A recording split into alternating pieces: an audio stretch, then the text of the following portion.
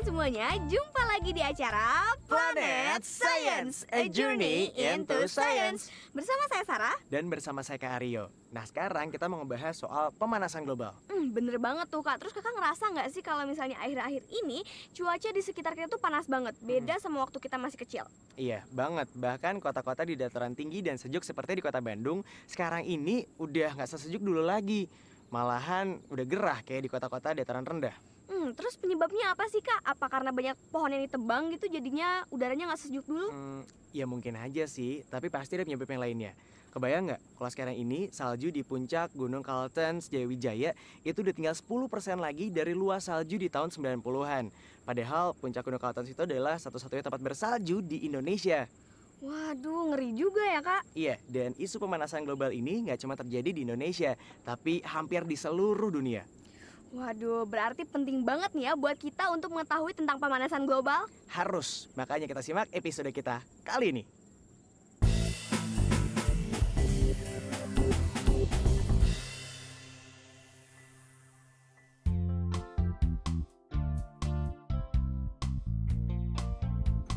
Pemanasan global merupakan fenomena kenaikan suhu bumi.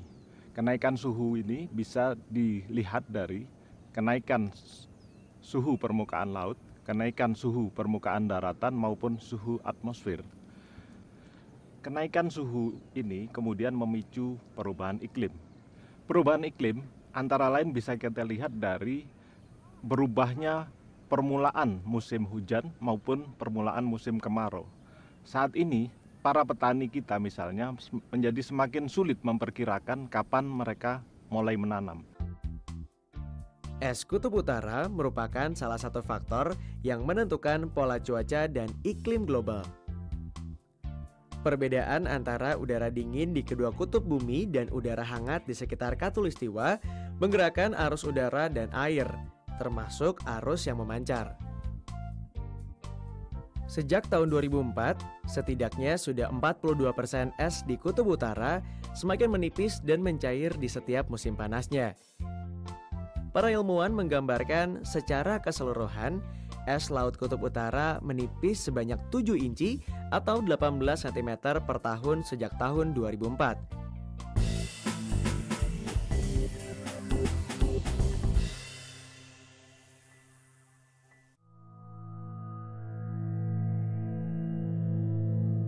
Ada beberapa pemicu pemanasan global, yaitu 1. Efek rumah kaca, 2.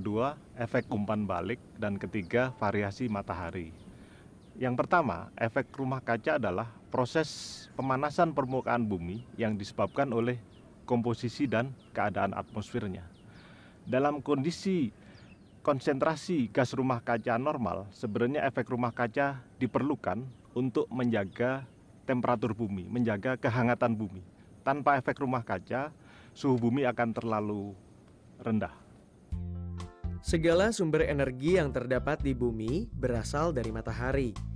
Sebagian besar energi tersebut berbentuk radiasi gelombang pendek termasuk cahaya tampak.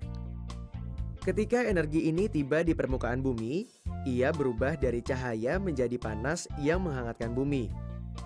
Permukaan bumi akan menyerap sebagian panas dan memantulkan kembali sisanya. Sebagian dari panas ini berwujud radiasi inframerah gelombang panjang ke angkasa luar. Namun, pemantulan panas keluar terkadang tidak sempurna. Menumpuknya jumlah gas rumah kaca seperti uap air, karbon dioksida, dan metana menyebabkan sebagian panas tetap terperangkap di atmosfer bumi. Gas-gas ini bersifat menyerap dan memantulkan kembali radiasi gelombang yang dipancarkan bumi dan akibatnya panas tersebut akan tersimpan di permukaan bumi. Keadaan ini terjadi terus-menerus sehingga mengakibatkan suhu rata-rata tahunan bumi terus meningkat. Kemudian yang kedua, efek umpan balik adalah berbagai proses alam yang mengikuti pemanasan global.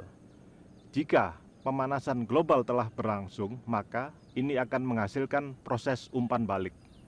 Pada kasus pemanasan yang terjadi akibat bertambahnya gas-gas rumah kaca seperti CO2, pemanasan akan menyebabkan lebih banyaknya air yang menguap ke atmosfer. Yang ketiga, variasi matahari. Meskipun kontribusi variasi matahari kepada isu pemanasan global saat ini masih berupa perdebatan di kalangan saintis, tetapi diyakini paling tidak dihipotesakan bahwa variasi matahari berkontribusi terhadap pemanasan global saat ini.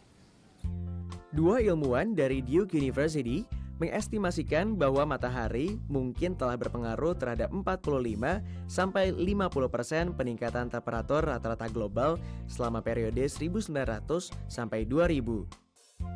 Walaupun demikian, mereka menyimpulkan bahwa bahkan dengan meningkatnya sensitivitas iklim terhadap pengaruh matahari sekalipun, sebagian besar pemanasan yang terjadi pada dekade-dekade terakhir ini disebabkan oleh gas-gas rumah kaca.